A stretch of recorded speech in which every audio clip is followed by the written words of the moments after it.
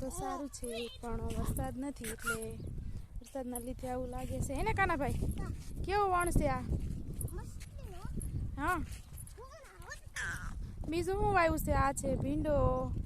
ચાલો બધા ભીંડાનું શાક કરવા લઈ લો. હે કાનાભાઈ, ભીંડો લેશું આપણે? ભીંડો લેવો છે આપણે બેટા? શું કરશો તું? હા, એ ભૂણા હોય એ તારે કહું ને, મને વાગી ગયું ગાંડા.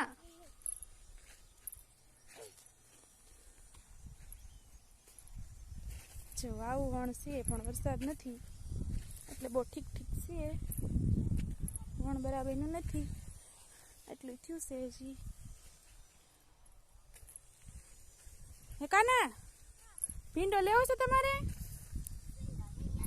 લઈ લો, હાલો ભીંડો તોડો બેટા. હાલો અહીંયા જરા તોડી લો મારો દીકરો.